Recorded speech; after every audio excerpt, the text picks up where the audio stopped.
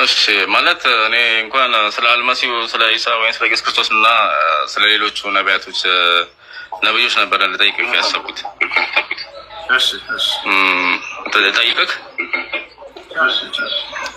ማለት ይሄ አልመሲሁ ወይም ደግሞ ኢየሱስ ክርስቶስ ከመጡት ነቢያቶች መካከል ያለ ወንድ ልጅ ያለ ወንድ ዘር ፈሳሽ የተፈጠረ የሆነ ማለት የሆነ በቃ ምን ልበልክ ሚራክል በሆነ ነገር የተፈጠረ ሰው ነው እና ከመጡትም ከአላህ መልእክተኞች ሆነ ወይም ደግሞ በእኛ በክርስቲያኖቹ ከነዚህ ከአስተማሪዎቹ ከነ ሙሴ ከነ ያዕቆብ ከነ አብርሃም ማለት ከእናንተ ከነቢዩ መሐመድ ማለት የተሻለ ቦታ አይሰጠውም ይሰጠዋል ብዬ ነው ማምነው። ምክንያቱም የሆነ በቃ ሚራክል በሆነ ነገር ካለ ወንድ መፈጠር አንድ ራሱ ተአምር ነው። ሁለተኛ ደግሞ እዚህ ሞቶም አልቀረም አላህ ወይን እግዚአብሔር አመሳስሎም ይሁን አሳርጎታል። ብቻ በፍርድ ቀን ይሙት ያኔ እኔ አላውቅም። እሱን ግን ምን አይነት ክብር ነው ማለት ከሌሎቹ ነቢያቶች የተለየ ክብር ቦታ የተለየ ቦታ እንዲሰጠው አያደርግም አታስባለህ?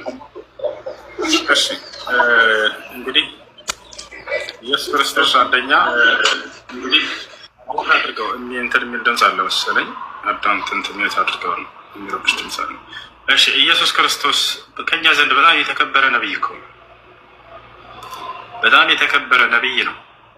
ከነቢያቶችም ኡሉል ዐዝም ከሚባሉ 5 ታላላቅ ነቢያቶች አሉ። ማንም ነብይ ደረጃቸውን የማይደርስባቸው ከነዚያ መካከል አንደኛው ነው።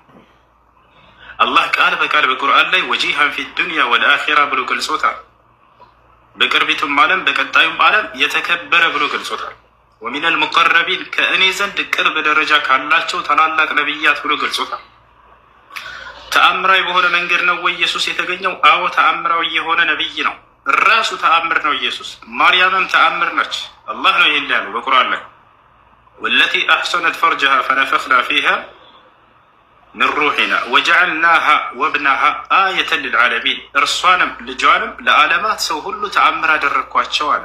ኢየሱስም ተአምር ነው፣ ማርያምም ተአምር ነች። እኛ ጋር እኮ ኢየሱስ ክርስቶስ ማንም ባልተገኘበት መንገድ ተገኝቷል። ማርያም ማንም ወንድ ሳይገናኛት ልጅን ከእርሷ ተገኝቷል። ታዲያ በዚህ ላይ ግን ማን ነው ሊደነቅ የሚገባው ከተባለ ይሄን ድርጊት በእነርሱ ላይ ያደረገው ያ አንዱ አምላክ ነው ልንደነቅበት የሚገባው። ለምን ከተባለ ማርያምን በድንግልና እንድትወልድ አስተዋጽኦ ምንም አላደረገችም። ኢየሱስም በድንግልና እንዲወለድ ምንም አስተዋጽኦ አላደረግም። ማን ይሄን ያደረገው? ያ አንዱ አምላክ ነው።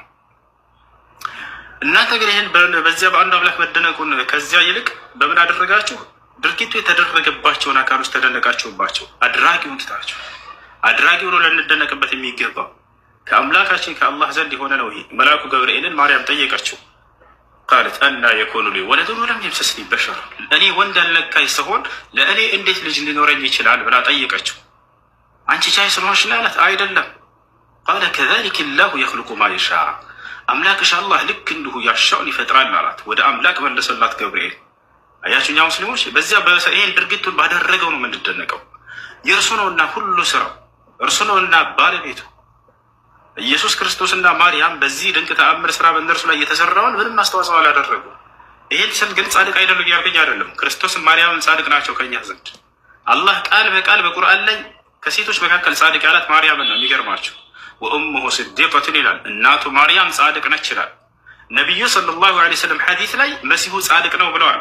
ፈአቁሉ ከማ ቃለ ልዓብዱ ሳሊሕ ዒሳ ብኑ መርየም ኢን ቱዐዚብሁም ፈኢነሁም ዒባዱክ ወኢን ተግፊር ለሁም ፈኢነከ አንተ ልዐዚዙል ሐኪም። ጻድቁ የአላህ ባሪያ መሲሁ እንዳለም ምላለሁ እያሉ ስሙን ሲያነሱ ጻድቁ ይሉታል። አያቸው አይደለ? ይህ ግን ጽድቅናቸው ለራሳቸው ነው። ገብቷቸዋል። ልክ እነርሱ እንደጸደቁ ከአምላካቸው ዘንድ እኛም እንጽደቅ ነው፣ ሌላ አይደለም። እነዚህ አካሎች ይህን ድርጊት ያደረገባቸው ያ አምላክ ነውና በዚያ በሰራባቸው በአምላክ እንደነቅ ነው፣ ሌላ አይደለም። ገብቷቸዋል። የተአምሩ ባለቤት አምላክ እንጂ ማርያም ወይንም ኢየሱስ አይደለች። ገብቷቸዋል። ማርያም ጻድቅ ነች፣ ክርስቶስ ጻድቅ ነው። ተአምራዊ ሰዎች ናቸው ሁለቱ። ማንም ባልተገኘበት መንገድ አምላክ አላህ ስብሐነሁ ወተዓላ መሲሁን አስገኝቶታል። ገብቷቸዋል አይደል? አምላካችን አላህ ስብሐነሁ ወተዓላ ሌላው ሰዎችን በአራት መንገድ ፈጥሯል። አንደኛ ያለ አባት ያለ እናት የፈጠረው አለ። እሱም ማን ነው? አዳም ነው። ሁለተኛ ከእናትም ከአባትም እነሱም ማናቸው? እኔ አንተ አንቺ ነን። ሶስተኛ ያለ እናት ከወንድ ብቻ ማነች? ሔዋን ነች። ከአዳም ጎን ነው የተፈጠረችው። የእሷ በጣም አስደናቂ ነው። ሌላኛው ማን ነው? ከእናት ብቻ ያለ አባት ማን ነው? እርሱ መሲሁ ዒሳ ዓለይሂ ሰላም ናቸው። ቦታቸዋል። በዚህ መልኩ አምላክ አላህ ስብሐነሁ ወተዓላ በአራቱ መንገድ ፈጥሮ አሳይቶናል። ቦታቸዋል። ይህ ነው አምላክ አላህ ስብሐነሁ ወተዓላ ሰውን አስደናቂ በሆነ መንገድ ፈጥሮታል። በአራት አይነት መንገድ ፈጥሮታል። ከእናትና ከአባት፣ ከአባት ብቻ፣ ከእናት ብቻ፣ በአራቱም አድርጎ ፈጥሯል አላህ ስብሐነሁ ወተዓላ። ታዲያ ያንን ባደረገው በአድራጊው ነው መደነቅ ያለብን። በተደረገባቸው ሔዋን ያለ ሴት ከአዳም ጎን ለመፈጠሯ ምንም አስተዋጽኦ የላትም ነበር። በእሷ ሳይሆን የምንደነቀው ይሄን እርሷን ባደረጋት ነው የምንደነቀው በአምላክ። አዳም ያለ አባት ያለ እናት ከአፈር ብቻ ለመሰራቱ ምንም አስተዋጽኦ አላደረገም። በአዳም ሳይሆን የምንደነቀው አዳምን ካለመኖር ወደ መኖር ያመጣ ከአፈር ወደ ሰው የፈጠረ የሆነውን አምላክ አላህን ነው የምንደነቅበት። ክርስቶስ ኢየሱስ ከድንግል ማርያም ያለ ወንድ ዘር ፈሳሽ ለመፈጠሩ ምንም አስተዋጽኦ የለው። ስለዚህ በማን ነው የምንደነቀው? ይሄም በእርሱ ላይ ባደረገው ነው የምንደነቀው። እኔ አንተ አንቺ ለመገኘታችን ምንም አስተዋጽኦ አላደረግንም። በእኛ ሳይሆን የምንደነቀው በእኛ ላይ ይሄን ባደረገ ነው የምንደነቀው። አየህ አይደለ? ወሚን አያቲሂ አን ኸለቀኩም ይለናል አላህ በቁርአን ላይ። ከተአምራቶች መካከል እናንተን መፍጠሬ ነው። ያ ተአምር የማን ነው? የእርሱ ነው። መሲሁን በዚህ መልኩ ተአምራዊ በሆነ መንገድ እንዲገኝ ያደረገው እርሱ ነው። ማርያምን ያለ ወንድ ዘር ፈሳሽ እንድትወልድ ያደረጋት እርሱ ነው። ስለዚህ ያ ነው። ማርያም ጻድቅ ነች፣ መሲሁም ጻድቅ ነው። መሲሁ ከታላላቅ ነቢያቶች ነው። በጣም ከምናከብራቸው ከምንወዳቸው ነቢያቶች መካከል አንደኛው ነው። በጣም ይህ ነው። መሲሁ በጣም በርካታ ተአምራትን አላህ ሰጥቶት ነበር። የእውነተኛ ነቢይነቱ ማረጋገጫ ናቸው። እነዚያ ግን የአምላክነቱ ማረጋገጫ አይደሉም። ተአምር ሲጀምር አምላክ ለነቢይ የእውነተኝነቱ ማረጋገጫ ይሆን ዘንድ የሚሰጠው የሆነ ተሰጥኦ ነው። መሲሁ የተባረከ ነው። አላህ ቃል በቃል በቁርአን ላይ ወጀዐለኒ ሙባረከን እንዳለ ይነግረናል። አምላክ አላህ ብሩክ አድርጎኛል አለ መሲሁ። ብሩክ ማለት ነው ማለት ነው። ወጀዐለኒ ሙባረከን አይ ነፋዐን ሊናስ ለሰዎች በጣም ጠቃሚ አድርጎኛል ማለት ነው። ሰዎች በመሲሁ ዘመን ማንኛውንም አካላዊ ህመም ታመው ወደ እርሱ አይመጡም የፈወሳቸው ቢሆን እንጂ። ለምጽ ታሞ ሰው ከመጣ ወደ መሲሁ የዛኔ ይፈውሰው ነበር በአላህ ፍቃድ። ቢስሚላህ ብሎ በአላህ ፍቃድ ብሎ ይፈውሳል፣ ይዳብሰዋል፣ ወዲያው ይፈወሳል። ገብታችኋል አይደል? ማየት የተሳናቸውን ይፈውስ ነበር። መስማት የተሳናቸውን ይፈውስ ነበር። መናገር የተሳናቸውን ይፈውስ ነበር። ማንኛውም በሽታ ወደ መሲሁ መጥቶ የዛኔ ሳይፈውስ አይሄድም ነበር። ገብታችኋል አይደል? ይህ ነው እና ይህ ግን ለምንድን ነው ከተባለ እውነተኛ ከአምላክ ዘንድ የተላከ መሆኑን ማረጋገጫ ነው። ለዚህም ነው ራሱ ወረሱለን ኢላ በኒ እስራኤል አኒ ቀድ ጅእቱኩም ቢአያቲን ሚን ረቢኩም ይላል። እኔ ወደ እስራኤላውያን ልጆች የተላኩላችሁ መልእክተኛ ነኝ አለ። የመልእክተኝነቱ እውነተኛ ለመሆኑ ማረጋገጫስ ምን አመጣ ከተባለ አኒ ቀድ ጅእቱኩም ቢአያቲን ሚን ረቢኩም አለ። እኔ ከጌታችሁ የሆኑ ተአምራቶችን አመጣሁላችሁ አለ። አያችሁ፣ የእውነተኛ መልእክተኝነቱ ማረጋገጫ ናቸው እነዚያ። ታዲያ ሌላኛው ነገር ልናውቀው የሚገባ ነገር ምንድን ነው? ከመሲሁ ምንድን ነው ከኛ የሚፈልገው የሚለውን በደንብ ልታስተውሉ ይገባል። መሲሁ እንደው ዝም ብሎ ተአምራትን አሳይቶ አስጨብጭቦ ለመሄድ ነው በሰዎች ዘንድ አይደለም።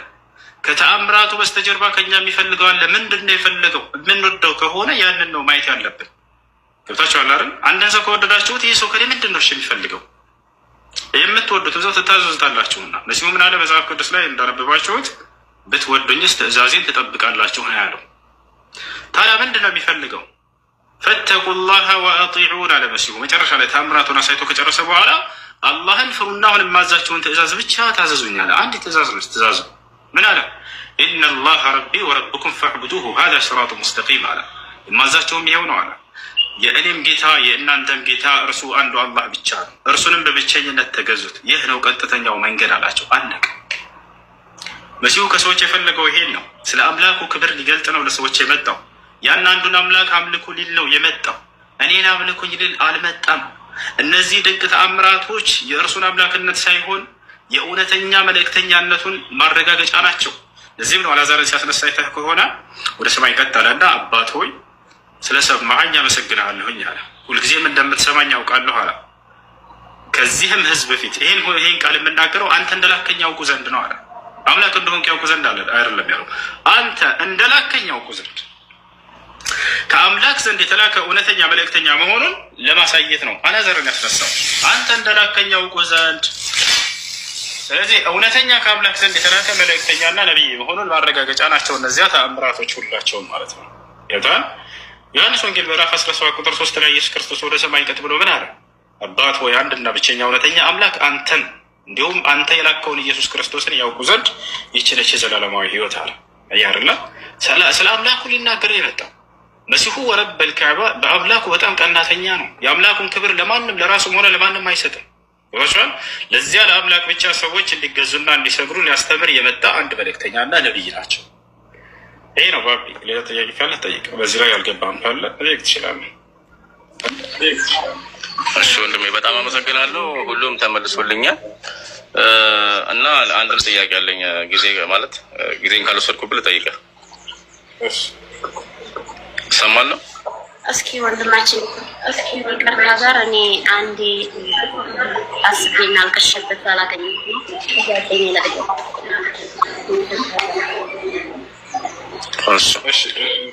እሱ ጨርስና ትቀጥያለሽ።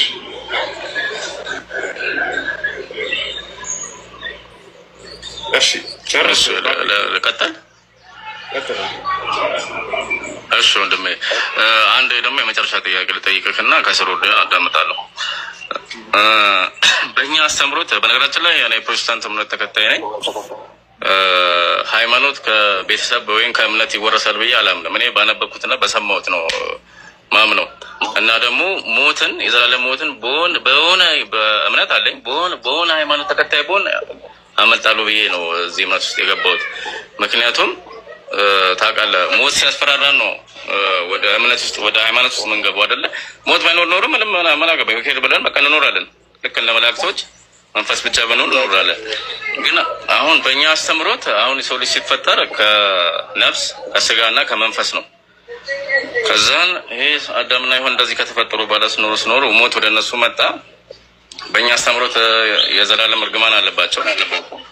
ቃሌ ከሚያልፍ ሰማይና ምድር ቢያልፍ ይሻላል ብሏል እና ወደ እግዚአብሔር መንገድ ወደ መንግስተ ሰማያት ወይም ወደ ጀነት የምንገባበት ሃይማኖት ይሄ ነው ብዬ ትንሽ ካነበብኩት ነው የምነግርህ እና እንትን ስል በቃ ማለት ለእኔ ብሎ ማለት ከእግዚአብሔር ጋር ከአብቀኝ ከቅድም እንዳልኩ አልመሲሁ አልሞተም፣ ሞትን አልቀመሰም። ምድር ላይ ሲኖር ሁሉም የእግዚአብሔር ፍጥረት ከአዳም ከሔዋን ጀምሮ እስካሁን ሁላችንም እንሞታለን።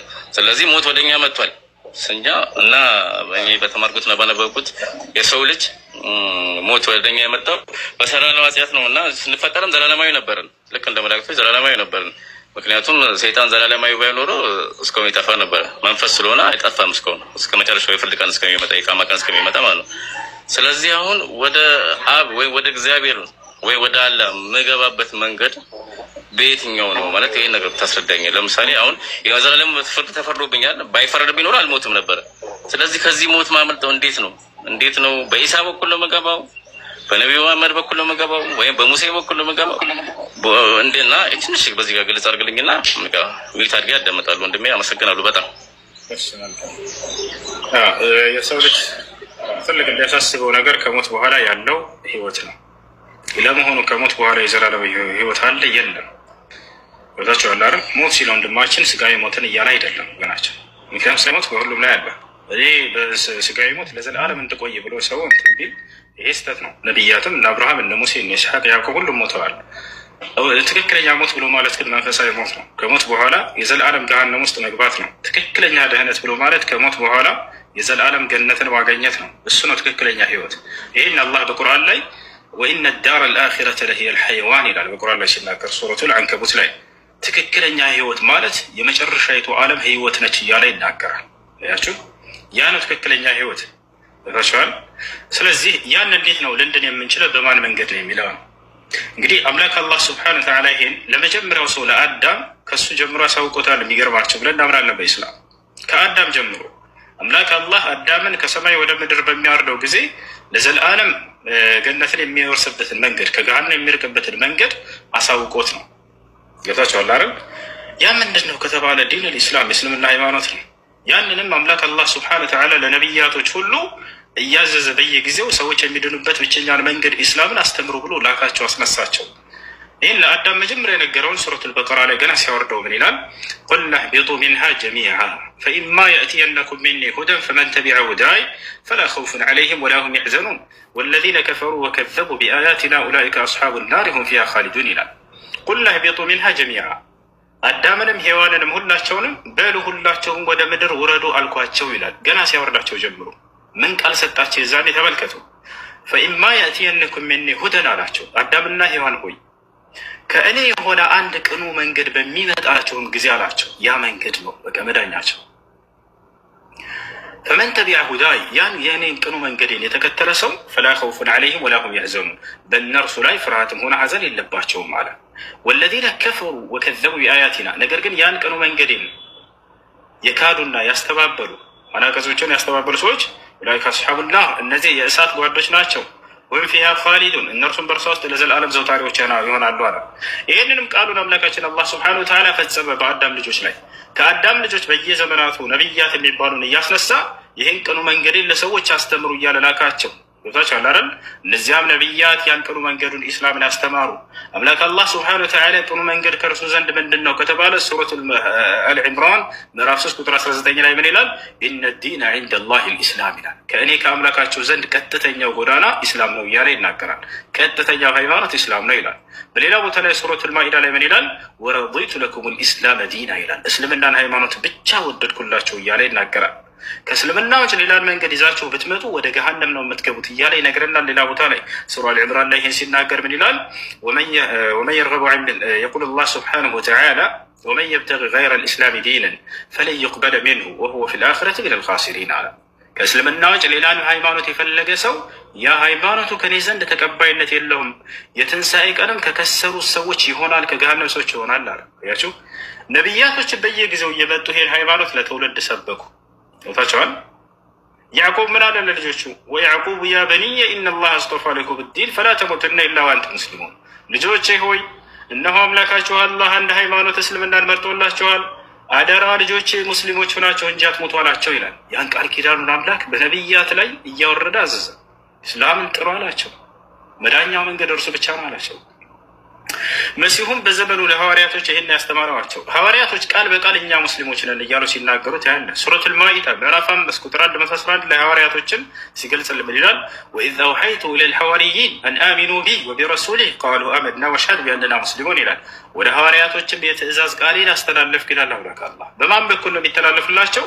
በመሲሁ በኩል። ለእነርሱ የተመረጠው መልእክተኛ እርሱ ነውና ምን አላቸው? አን አሚኑ ቢ ወቢረሱሊህ እናንተ ሐዋርያቶች ሆይ በእኔ በአምላካችሁ በአላህ መኑ፣ በላኩላችሁም መልእክተኛ በመሲሁ መኑ አልኳቸው ይላል። ቃሉ አመና እነሆ አምነናል አሉ። ወሽሀድ ቢአንና ሙስሊሙን እኛ ሙስሊሞች መሆናችንን መስክር አሉ። አያህርን ስለዚህ ለሐዋርያቶች ቀናውን መንገድ ኢስላምን ይከተሉ ዘንድ የተመረጠላቸው መካከለኛ ወይንም መልእክተኛ ማን ነበር? መሲሁ ነበር። መሲሁን ሳይከተሉ በመሲሁ ዘመን የነበሩ ሰዎች በፍጹም ያንን ቀናውን ጎዳና የአምላክን ጎዳና ኢስላምን አያገኙም ነበር። አየህ በየዘመናቱ ነቢያት የአምላክ መካከለኛ ናቸው፣ የአምላክ መልእክተኞች ናቸው። በአምላክና በሰዎች መካከል ሆነው ቀናውን ጎዳና የሚያስተምሩ ናቸው። በዚህ ዘመን ታዲያ ማን የተመረጠላችሁ ከተባለ ከመሲሁ በኋላ አምላክ ነቢዩ ሙሐመድ ሰለላሁ ዐለይሂ ወሰለም አስነስቷል። ይህን ቃል በእርሳቸው ላይ ሲናገር አላህ ሱብሓነሁ ወተዓላ ምን ይላል? ወተቢዑሁ ለዐለኩም ተህተዱን አለ። ሙሐመድን ተከተሉት ቀናውን ጎዳና ታገኙ ዘንድ ይለናል ሱረቱል አዕራፍ ላይ። በሌላ ቦታ ላይ አላህ ስብሐነሁ ወተዓላ ምን ይላል? ቁል ኢን ኩንቱም ቱሒቡነ አላህ ፈተቢዑኒ ዩሕቢብኩም አላህ ወየግፊር ለኩም ወላሁ ገፉሩር ረሒም ይላል ሱራ አልዕምራን ላይ። ሙሐመድ ሆይ ሰዎችን እንዲበላቸው ይላል አላህን የምትወዱና እርሱን ማግኘት የምትፈልጉ እንደሆናችሁ እኔን ይከተሉ በለት እኔን ተከተሉ በላቸው፣ አንተን ይከተሉ አለ። አንተን ሲከተሉ ጊዜ የእኔን ውዴታና ቅኑ መንገዴን ያገኛሉ አለ። አያረላ ስለዚህ በእኛና በእርሱ መካከል ያደረገው አሁን አምላክ አላህ ማንና ነቢዩ ሙሐመድ ሰለላሁ ዐለይሂ ወሰለም ነው። በእርሳቸው ላይ ያንን ያዘዘውን የነቢያትን ሲያዝ የነበረውን በየጊዜ ያንን ኢስላም ስንከተል ጊዜ የዛኔ ዘላለማዊ ህይወት እናገኛለን። ገብቶሃል? ከዘላለም ሞትም ትድናለህ። ይህን አላህ ስብሐነሁ ወተዓላ የተናገረው አላህ ቃል በቃል ራሱ ይህን መንገድ ለተከተሉ ሰዎች በቀጣዩ ዓለም ያላቸውን የተስፋ ቃል ሲናገር ምን ይላል? ሱረት ሉቅማን ቁጥር 8 ላይ ቁጥር 6 ላይ ምን ይላል? ኢነ ለዚነ አመኑ ወዐሚሉ ሷሊሓት ለሁም ጀናቱ ነዒም ኻሊዲነ ፊሃ ወዕደ ላሂ ሐቃ ወሁወል ዐዚዙል ሐኪም ይላል። እነዚያ በእኔ አምነው መልካምን የሰሩ ሰዎች ለእነርሱ የገነት ጸጋ አለላቸው፣ እነርሱም በእርሷ ውስጥ ለዘላለም ዘውታሪዎች ሲሆኑ ይህም የእኔ የአላህ ቃል እውነት ነው፣ እኔ አሸናፊና ጥበበኛ ሆንኩኝ አምላካቸው ነኝ እያለ ይናገራል። በሌላ ቦታ ላይ ምን ይላል? ወዐደ ላሁ አለዚነ አመኑ ወዐሚሉ ሷሊሓት ጀናት ይላል። ለእነዚያ አምነው መልካምን የሰሩ ሰዎች ገነትን ለዘላለም እንደሚኖሩባት ቃል ገብቼላቸዋለሁ እያለ ይናገራል። ነቢዩ ሰለላሁ ዐለይሂ ወሰለም ምን አሉ? በሽር ያ ዑመር ብን አልኸጣብ እናስ ወቁል ኢነሁ ላ የድኹሉ ልጀነተ ኢላ ነፍሱ ሙስሊማ። አንተ ዑመር ሆይ ሂድና በሰዎች መካከል ይህን ቃል አብስራቸው፣ እነሆ ገነትን ከሙስሊም ነፍስ ውጭ ሌላ ማንም ገነት አይገባባትም ብለህ ንገራቸው ይላል። እና አላህ ስብሐነሁ ወተዓላ በቁርአን ላይ ነቢ ሰለላሁ ዐለይሂ ወሰለም በሐዲስ ላይ ከሞት በኋላ ያለውን ህይወት ዘላለማዊ ህይወት ሰዎች ሊወርሱት የሚችለው ኢስላምን ሲከተሉ እንደሆነ ቃል በቃል ተናግረዋል። በነቢያት ሁሉ ዘመን ይህ ነበር ሲነገር የነበረው፣ አንድና ብቸኛ የሆነውን አምላክ በማምለክ። ይሄ ነው ኢስላም ብሎ ማለት። የእስልምና ሃይማኖት የመጀመሪያው ትእዛዝና መሰረት ምንድን ነው ከተባለ አንድና ብቸኛ የሆነውን አምላክ በብቸኝነት አምልክ ነው። እርሱ ላይ ቅንጣት ሌላ አካል አታጋራ ነው። መሲሁ ይሄን ነው ሲያስተምር የነበረው። እነ ሙሴም ይሄን ነው። ነቢይ ሰለላሁ ዐለይሂ ወሰለም መጥተው በነቢያት መንገድ ይሄን ያስተማሩት። የትእዛዛት ሁሉ ፊተኛይቱና መጀመሪያይቱ እስራኤል ስማ ጌታ አምላካችን አንድ አምላክ ነው አሉ አይደል? ነቢዩ ሰለላሁ ዐለይሂ ወሰለም ምን አሉ? ያ ሙዓዝ ብን ጀበል ኢነከ ተእቲ ቀውመን ሚን አህሊል ኪታብ ፈሊየኩን አወል ማ ተድዑሁም አን የሽሀዱ አን ላ ኢላሃ ኢለላህ ወአኒ ረሱሉላህ። አያቸው ሰዎችን ሲያስተምሩ ሲልኩ ጊዜ ነቢ ሰለላሁ ዐለይሂ ወሰለም አንተ ሙዓዝ ሆይ አሁን ወደ የመን ትሄዳለህ፣ በዚያም ላይ የምታገኘው አይሁድና ክርስቲያኖችን ነው። አደራ መጀመሪያ የምትጠራቸው አንድና ብቸኛ የሆነውን አምላክ አላህን እንዲያመልኩ ነው። ይህንንም ከታዘዙ እኔ የእርሱ መልእክተኛና ነቢይ መሆኔን አስተምር። ይህንንም ከታዘዙ ለእርሱ ለዚያ ለአንዱ አምላክ በብቸኝነት ሶላትን እንዲሰግዱ እዝዛቸው። ይህንንም ከታዘዙ በአመት ዘካ ወይም ምጽዋት እንዲያወጡ እዘዛቸው። ይህን ከታዘዙ ጾም፣ ከዚያ ዘካ እያለ ይቀጥላል። ስለዚህ ሀዛ ሁወል ኢስላም፣ ይህ ነው ኢስላም፣ የሰው ልጆች የመዳኛ መንገድ። አምላክ አላህ ከአዳም ጀምሮ እስከ መጨረሻው ትውልድ ድረስ ላለው የዘረጋው መንገዱ ይሄ ነው። ያንንም የሚሰብኩ ነቢያት የሚባሉን አስነስተዋል። መሲሁ ከእነዚያ መካከል ነው። መሲሁ ወደ እውነተኛው መንገድ የአምላክን መንገድ ከሚያስተምሩ ጻድቅ ነቢያቶች መካከል አንደኛው ነው። በሱ ዘመን ሰዎች የመሲሁን ዘመን መንገድ ካልተከተሉ አይድኑም ነበር። በአብርሃም ዘመን፣ በሙሴ ዘመን፣ በኢስሐቅ፣ በያዕቁብ በሁሉም ዘመን ልክ እንዲሁ አሁን ላለው ዘመን ነቢዩ ሰለላሁ ዐለይሂ ወሰለም ነው አምላክ አላህ ሱብሓነሁ ወተዓላ ያስነሳው። በእርሳቸው መንገድ ላይ ስንከተል ጊዜ እስላምን ስንከተል የዛኔ የዘላለማዊ ሕይወት እናገኛለን፣ ከዘላለማዊ ሞት እንድናለን ማለት ነው። ይሄ ነው። እሺ ወንድሜ በጣም አመሰግናለሁ። በሚገርም ትንተናን ያስተማርከኝ። ከስር ሆኜ ቅዱስ ቁርአንም በቤት ያለ ባይብል ማላነብ እና እንግዲህ አንድ ቀን በአንተ እንትን ውስጥ መጥቼ ሻዳ ሊይዝ እችላለሁ። እጅግ አድርጌ አመሰግናለሁ። እግዚአብሔር ይስጥህ። እግዚአብሔር ትህትናውን ያሳየህ። በጣም አመሰግናለሁ ወንድሜ። ከታች ሆኜ አመሰግናለሁ በጣም። እሺ ወንድሜ። እሺ